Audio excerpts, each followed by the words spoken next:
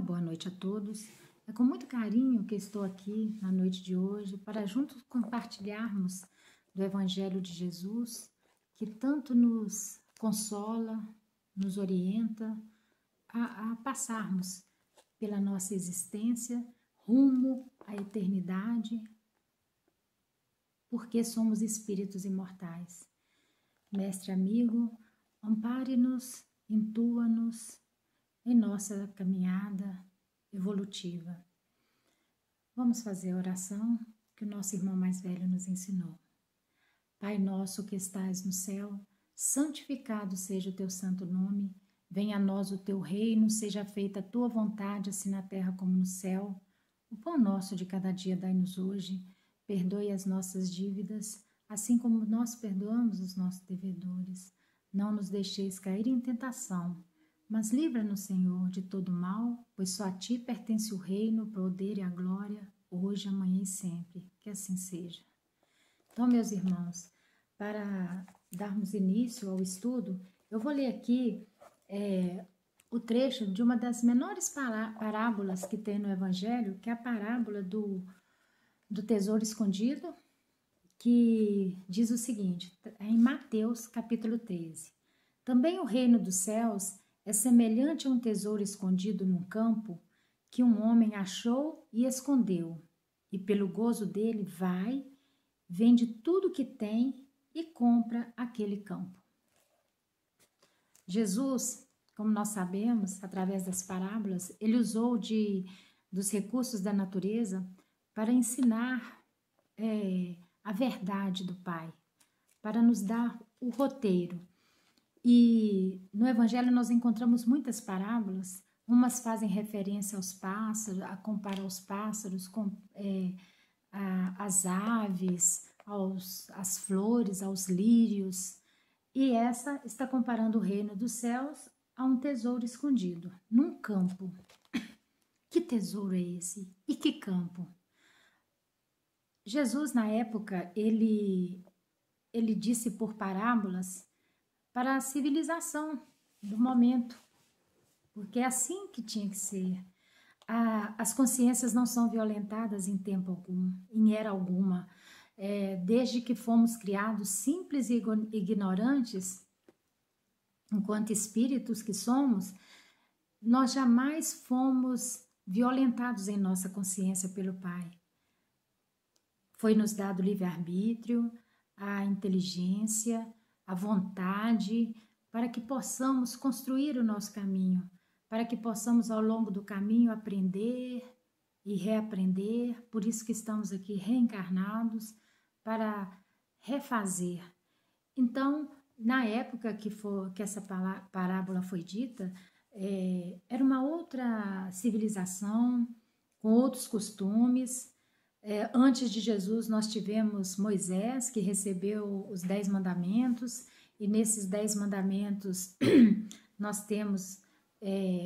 podemos observar uma imposição, mas não aquela coisa de violentar a consciência, regras para serem seguidas, porque no momento em que a sociedade caminhava, naquela época, era muita matança, era olho por olho, dente por dente, quem com ferro fere, com ferro será ferido.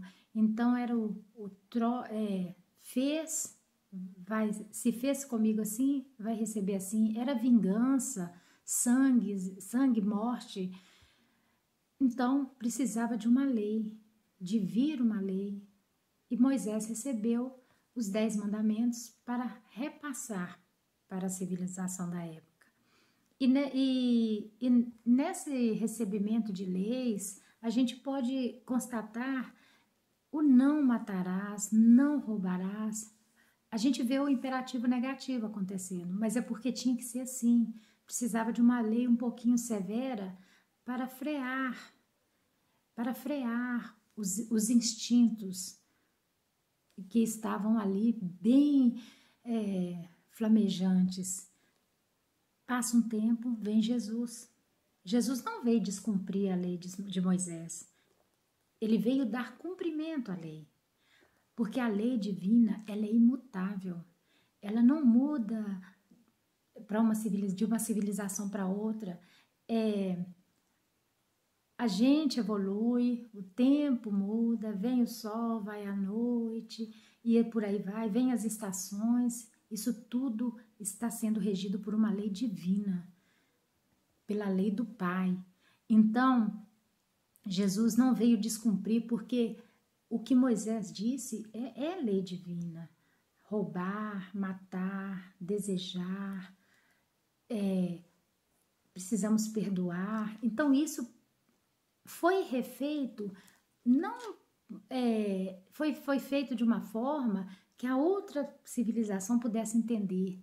Aí veio com parábolas, aí esses mandamentos vieram com uma roupagem nova, nos mostrando, tirou o não e colocou o imperativo afirmativo: faça, brilhe a vossa luz, perdoai 70 vezes 7, 70 vezes 7,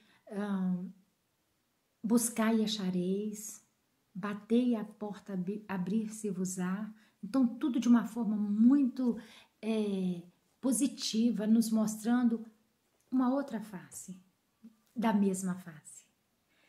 Porque já tínhamos um entendimento um pouquinho a mais. Então, é igual, a gente não pode dar manjar para um bebê. O bebê precisa do leite.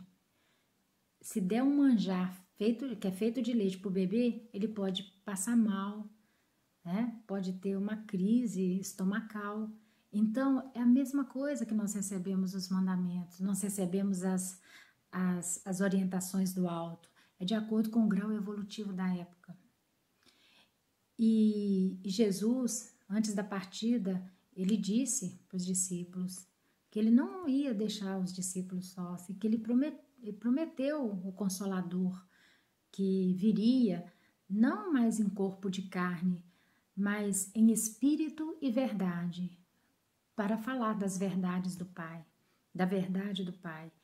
E esse Consolador nós temos aqui hoje, a doutrina espírita, que é o Evangelho redivivo, que não é outro evangelho senão o de Jesus. O que podemos observar é o seguinte, através da evolução: Moisés veio nos mostrar o que não deveríamos fazer, o que não poderíamos fazer. Jesus veio nos mostrar o que precisávamos fazer. A doutrina vem nos mostrar como podemos fazer o que Jesus nos ensinou, o como fazer. Então nós temos a receita. Temos o Evangelho, à luz da doutrina, que ele vem nos fazer enxergar o espírito que está por trás dessa letra. O que essa parábola nos quer dizer? Porque a parábola, ela usa de uma alegoria com um fundo de sabedoria. Então, o que seria o reino do céu? O reino do céu está onde? Como nos outros estudos, a gente pôde perceber que esse reino é o esplendor de uma consciência moral elevada, porque consciência nós temos. Essa consciência moral seria o fazer o que precisa ser feito, sentir da forma que precisa ser, que a energia que sai de mim seja uma energia purificada e o que eu tenho por dentro vai emanar. Então, o que seria essa consciência moral? Seria um interior lapidado, com as virtudes despertadas, mas isso nada acontece da noite para o dia. Da noite para o dia não existe essa mágica. O que existe é evolução espiritual e é gradual, é processo. Então, o reino de Deus está dentro de nós, não está aqui nem acolá. E ele compara esse reino dos céus, que é o reino de Deus, que é o estado de céu, é o estado de paz, é o estado de felicidade, não aquela coisa utópica, porque a gente pode imaginar uma paz, a gente não fazendo nada, sozinho, tranquilo, nada incomodando. E hoje a gente está vendo que se ficarmos muito tempo sozinhos, na inércia, parados, o corpo vai doer, a cabeça vai doer, a cabeça vai ficar em turbilhão, muitos pensamentos virão à nossa mente, pensamentos que vão desalinhar o nosso ser e a nossa matéria. Então, o estado de céu é o estado de esplendor de uma consciência moral. E que tesouro escondido é esse? Que tesouro é essa consciência? Essa consciência igual a uma consciência de Jesus. Só que nós somos seres em estado de evolução, estamos em estados de conquista. Jesus, ele passou por situações para nos mostrar o caminho, para nos mostrar que no mundo haverá dores, mas tende paciência, tende bom ânimo, eu venci o mundo. Então ele veio nos mostrar isso, nos mostrar que é uma conquista diária, que tudo que vai, que o nosso progresso íntimo, ele é conquistado palmo a palmo, é de tolerância, é de paciência, mas nada disso acontece assim no estalar de dedos. Se não houver o exercício, não há o aprendizado. O exercício da paciência, o que seria? Situações onde eu vou precisar desenvolver a paciência. A paciência não vai ser colocada, a gente fala assim, Deus me dá paciência, Deus me dá isso. Ele está nos dando as situações para a gente poder aprender, porque é no exercício que a gente aprende. Quantos exercícios nós não fizemos na escola para aprender o que hoje cada um sabe dentro de alguma área? Porque houve exercício. Então, precisamos exercitar para conquistar essa consciência plena, essa consciência com respeito a todos os reinos da natureza, a todos, animal, vegetal, mineral e o reino hominal que somos nós. Então, não estamos sós. Estamos como uma legião de espíritos de luz torcendo pela nossa melhora íntima para que possamos tomar posse desse tesouro. Nós temos em nós o selo crístico. Jesus, o homem, Cristo, a identidade. Nós temos essa identidade divina em nós porque nós somos filhos de Deus. Não podemos esquecer disso. Somos espíritos. A matéria, ela está a serviço do espírito. E não o espírito a serviço da matéria. O espírito sou eu. Eu sou o espírito. Não o meu espírito, ele está ali, eu estou aqui. Eu sou o espírito. Você é o espírito. Então precisamos nos identificar enquanto espíritos que somos. Aqui ainda na parábola fala o seguinte, o homem, ele vendeu tudo, ele achou o tesouro, por que ele não pegou o tesouro e levou o tesouro para ele? Porque de acordo com a lei romana da época, quem achasse um tesouro, os tesouros eram o seguinte, dinheiro, moedas, ouro, tudo de valor. Tudo que a pessoa tinha de valor, ela não tinha onde colocar, não existiam bancos, então ela colocava onde? Enterrava e colocava e guardava no lugar, no campo, no lugar onde tinha ali das posses. Igual hoje, muitas pessoas guardam dinheiro ainda debaixo do colchão, cada um coloca o seu tesouro onde está o seu coração.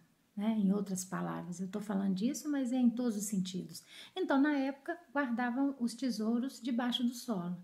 Mas quem achasse aquele tesouro, ele não poderia ser dono, porque teria que comprar o campo para ser dono do campo. E assim, ele seria dono do tesouro.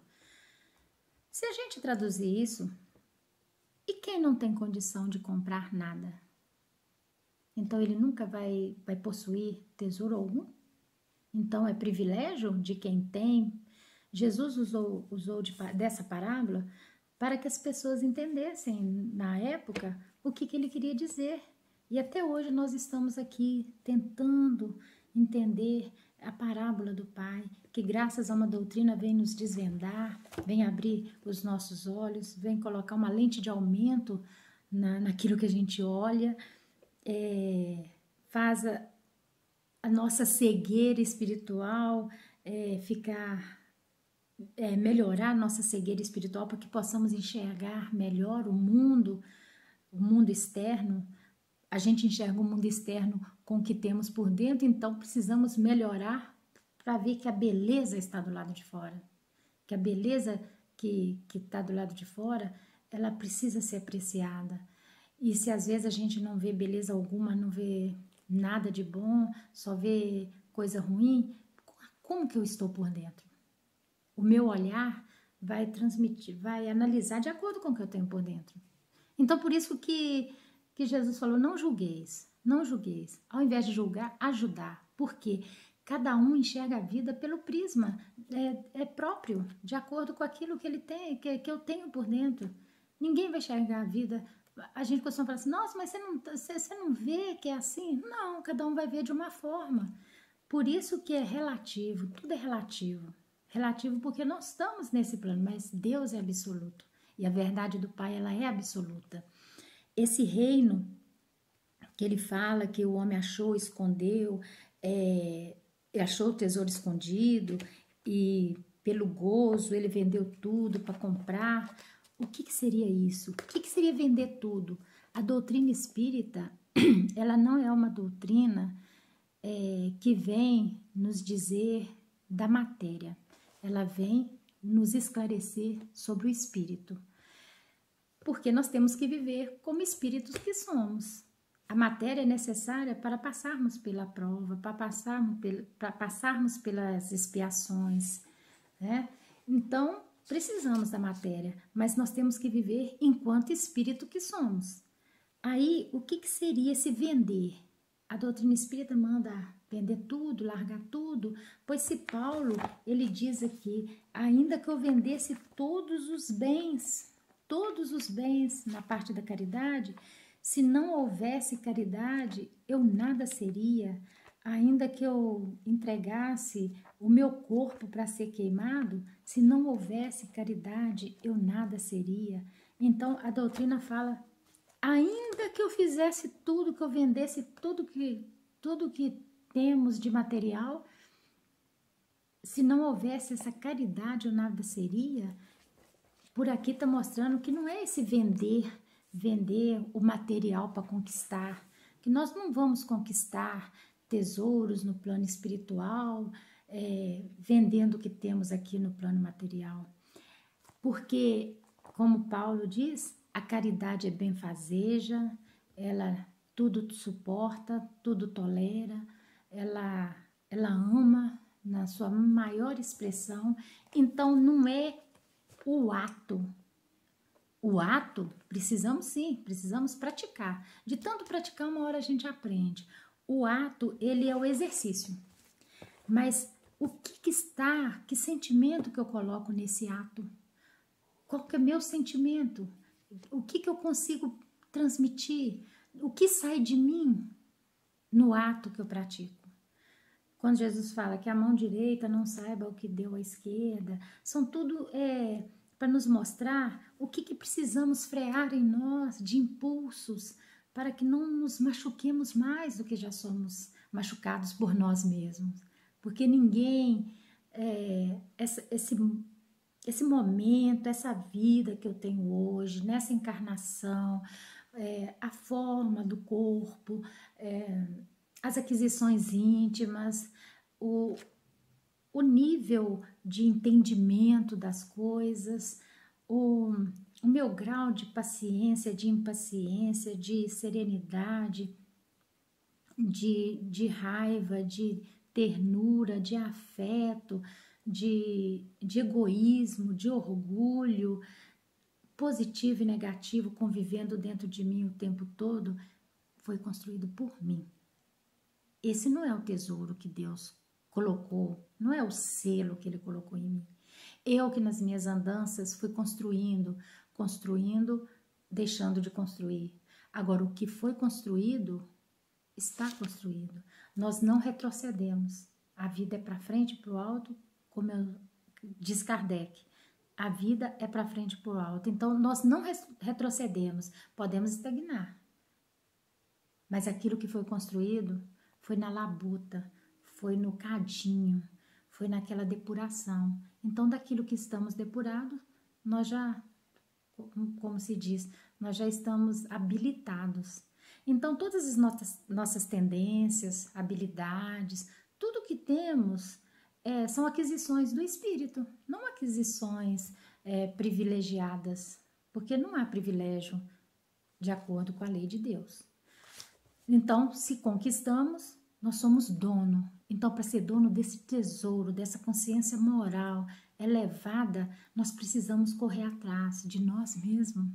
Parece um paradoxo, parece uma coisa contraditória. Precisamos correr atrás de nós mesmos, buscarmos-nos.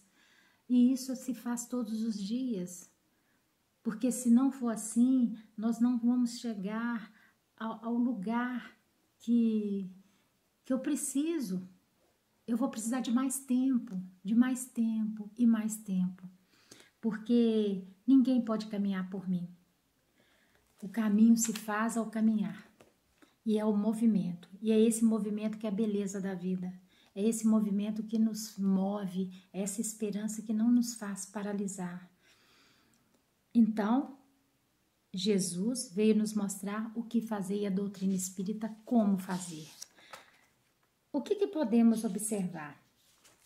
Que nós temos estados íntimos, né? E nesses estados íntimos nós temos os nossos sentimentos, né? Eu falo estados íntimos porque nós não vibramos só nós não estamos ainda nós não estamos naquele equilíbrio. Tem dia que a gente tá de um jeito, tem dia que tá melhor, tem horas, nem dia, tem horas que eu tô um pouquinho melhor, tem hora que alguma coisa tá me balanceando, tem horas que acontece isso, tem horas que isso. E a gente fica achando que é de lá para cá, de fora para dentro que tá fazendo comigo. E é a forma como eu tô enxergando daqui para lá. Se a gente começar a entender que o outro tem pontos de vistas diferentes, que o outro é o nosso próximo, seja lá quem for, onde eu estiver, o que estiver perto de mim naquele momento, que é o meu próximo, e eu sou próximo daquela pessoa, e a gente não criar tanta expectativa, porque a gente precisa esperar muito de nós mesmos. Como Kardec disse, ser indulgente para as imperfeições alheias e precisamos ser severos para conosco, com as nossas imperfeições. Então, eu tenho que ser severa comigo. E ao outro, eu preciso ser indulgente. É tarefa de anos. Isso vai acontecendo. A vida vai trazer para a gente um monte de exercício, vai trazer nós temos a apostila aí para ser lida da vida, que vem porque através do exercício que a situação vai nos lapidando, vai nos mostrando. E quanto mais renitentes, resistentes, mais tempo nós vamos levar para achar esse tesouro que está dentro de nós. André Luiz, ele na Apostilas da Vida, fala o seguinte: do amor tudo provém e no amor tudo se resume. Aí ele coloca alguns pontos positivos, negativos, para mostrar como que isso acontece em nós. Então, aqui nós temos, olha, a caridade é o amor que auxilia de todas as maneiras, porque Paulo mesmo diz, ainda que eu doasse todos os meus bens, ainda que eu fizesse tudo, ainda que eu falasse todas as línguas, se não houvesse caridade, eu nada seria. Então, a caridade, ela está além daquilo que eu estou vendo. É o carinho, é aquilo que sai de mim, é a intenção que sai de mim naquele ato. A fraternidade é o amor que se expande, então não tem segregação, não tem separação, é o amor expandido. O sacrifício, A gente acha que sacrifício é ter que sofrer. Tudo que faz a gente sair da zona do conforto para a gente é um sacrifício. Mas sacrifício é o amor que se esforça. Então, qualquer esforço que estamos fazendo, o esforço de tolerar, o esforço de amparar, o esforço de entender, tudo isso é sacrifício. Sacrifício não temos que entender que sacrifício é dor. Sacrifício é movimento, é esforço. É porque a gente acha que as coisas têm que ser do jeito que queremos. E a vida não vai nos mostrar que não é assim. E a gente nem sabe se o que queremos é o melhor. A gente nem sabe se aquilo... Tem horas que a gente pensa, ainda bem que não aconteceu o que eu queria, que hoje eu vejo que não ia ser o melhor.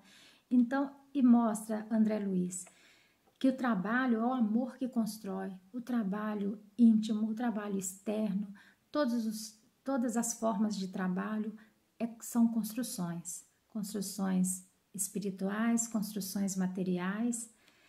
Ele coloca que o desespero é o amor que desgoverna. Então, no desespero, a gente não consegue pensar, o corpo sente a vibração, a gente fica, parece que o coração vai sair no peito. Então, é um desgoverno, é um desalinho que nos abate.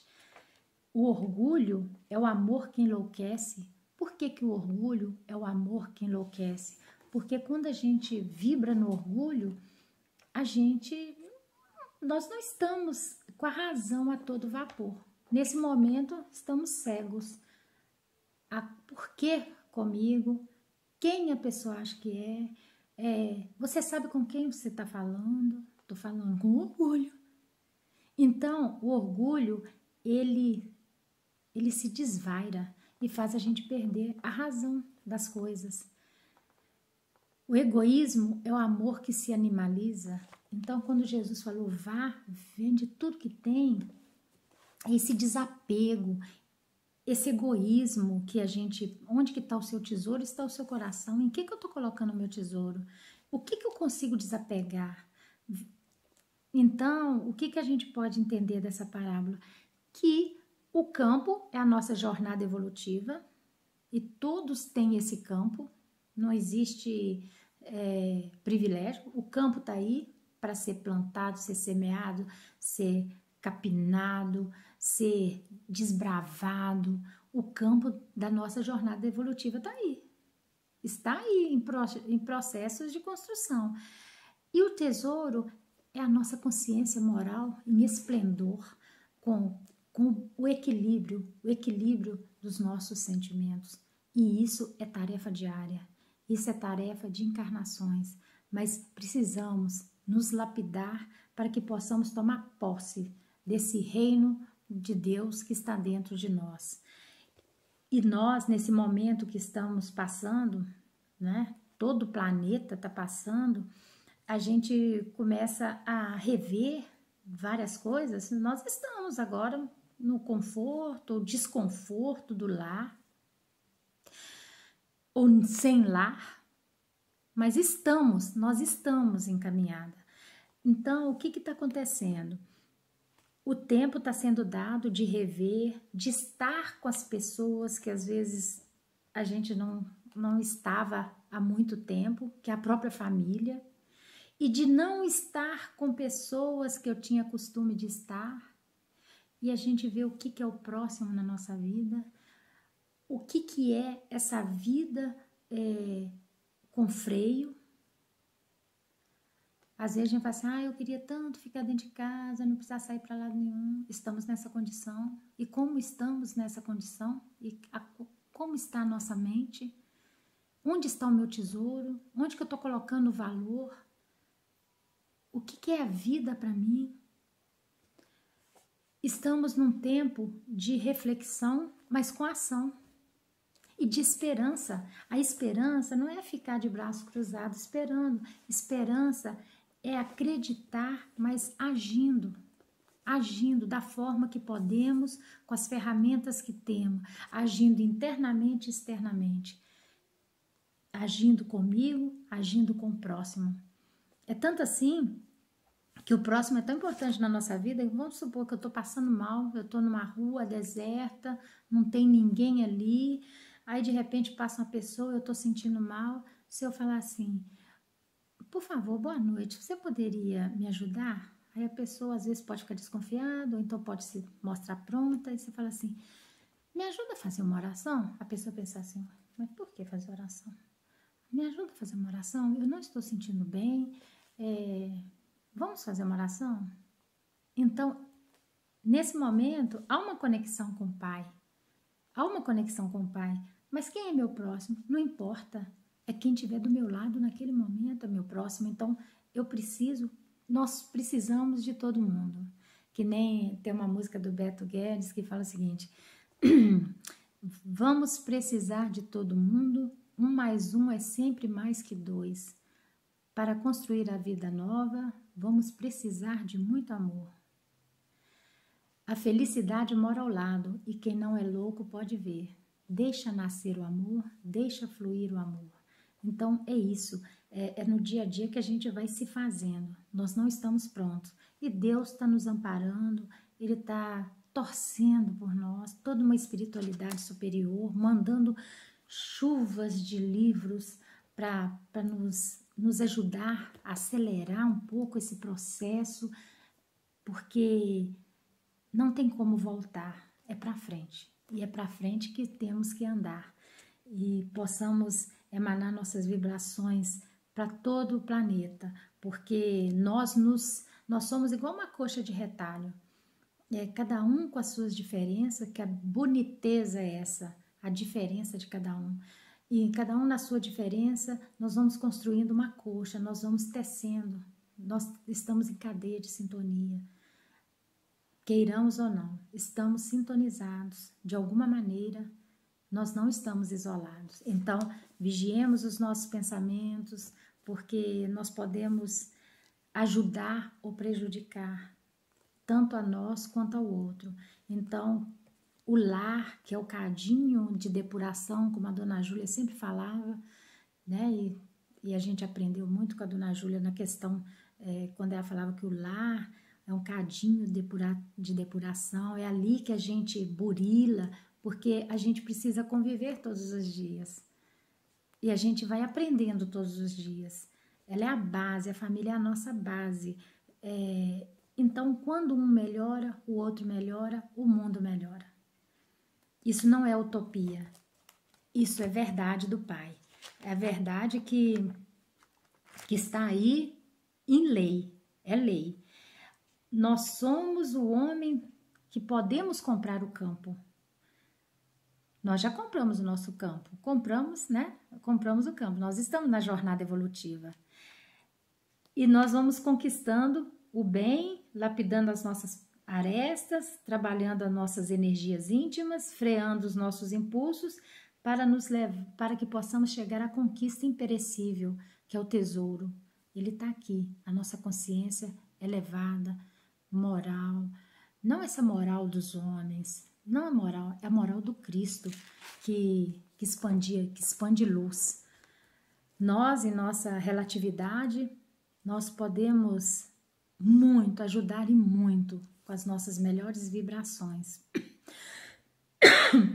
Mas para isso tudo precisamos trabalhar. O trabalho íntimo vai favorecer o trabalho externo, vai favorecer a nossa qualidade na convivência, qualidade no estar no mundo. Precisamos estar no mundo com excelência, porque o selo, nós temos o selo divino. Precisamos colocar excelência nas nossas participações, onde quer que estejamos, seja em família, seja na sociedade, participação com o plano espiritual, que ele está interagindo com a gente o tempo todo e nós recebemos intuições, todo mundo, ninguém está desprovido das benesses do alto. Então, mais uma vez agradecer ao nosso Mestre Jesus, nosso irmão mais velho, pela oportunidade de estarmos aqui na noite de hoje. E agradeço demais pelo nosso compartilhamento, nossas vibrações. Vamos elevar nosso pensamento a todas as pessoas deste planeta, onde quer que se encontrem, que elas possam receber o nosso melhor, a nossa vibração, e que na semana que se inicia, que possamos sentir essa gratidão pela vida, a gratidão pelo campo, que é a nossa jornada evolutiva, e que possamos encontrar o nosso tesouro que está escondido dentro de nós, que possamos conquistar a nós mesmos para poder ajudar na obra do Pai. Jesus, ele se basta, Deus se basta, mas eles preferem contar conosco, e que assim seja. Muito obrigada a todos. Vamos fazer oração, cada um pedindo por aqueles que estão em suas mentes, e que os nossos irmãos desencarnados, que eles possam voltar à pátria espiritual um pouquinho melhores e lá continuarem o aprendizado. E a todas as pessoas do planeta, que elas sejam amparadas hoje e sempre. Ave Maria, cheia de graça, o Senhor é convosco. Bendita sois vós entre as mulheres, bendito é o fruto do vosso ventre, Jesus. Santa Maria, Mãe de Jesus, rogai por nós, pecadores, agora e sempre, que assim seja. Boa noite.